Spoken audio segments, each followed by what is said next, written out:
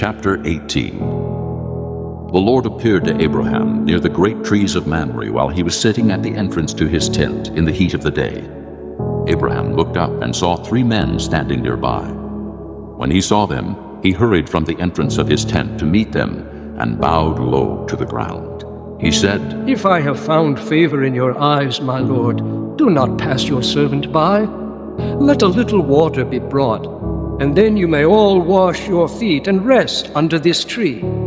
Let me get you something to eat, so you can be refreshed, and then go on your way, now that you have come to your servant." "Very well," they answered. "Do as you say." So Abraham hurried into the tent to Sarah. "Quick," He said. "get 3 seahs of fine flour and knead it and bake some bread." Then he ran to the herd and selected a choice tender calf and gave it to a servant who hurried to prepare it. He then brought some curds and milk and the calf that had been prepared and set these before them. While they ate, he stood near them under a tree. "Where's your wife Sarah?" They asked him. "There, in the tent." He said. Then the Lord said, I will surely return to you about this time next year, and Sarah your wife will have a son. Now Sarah was listening at the entrance to the tent which was behind him. Abraham and Sarah were already old and well advanced in years, and Sarah was past the age of childbearing. So Sarah laughed to herself as she thought, After I am worn out and my master is old, will I now have this pleasure? Then the Lord said to Abraham, Why did Sarah laugh and say, Will I really have a child now that I am old? Is anything too hard for the Lord? I will return to you at the appointed time next year, and Sarah will have a son.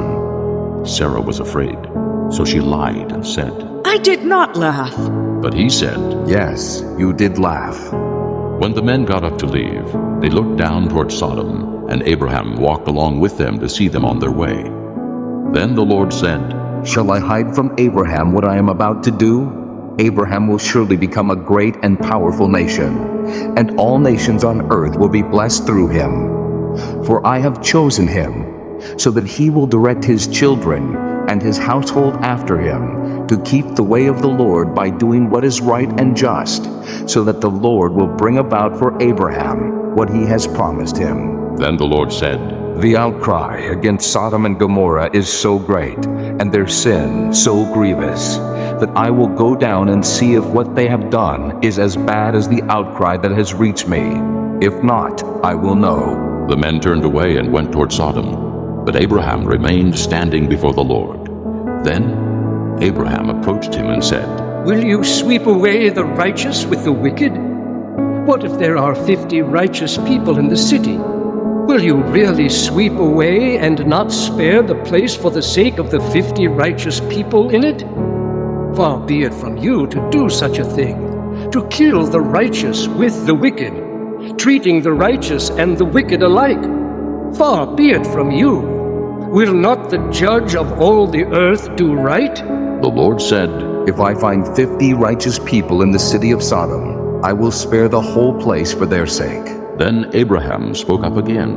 "Now that I have been so bold as to speak to the Lord, though I am nothing but dust and ashes, what if the number of the righteous is 5 less than 50?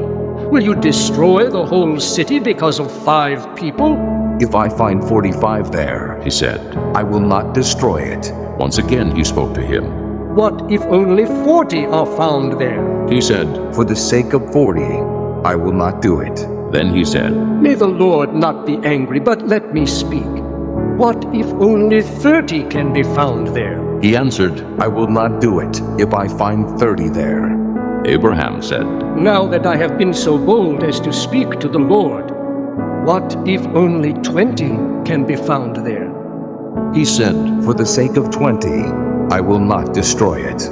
Then he said, "May the Lord not be angry, but let me speak just once more. What if only 10 can be found there?" He answered. For the sake of 10, I will not destroy it. When the Lord had finished speaking with Abraham, he left, and Abraham returned home.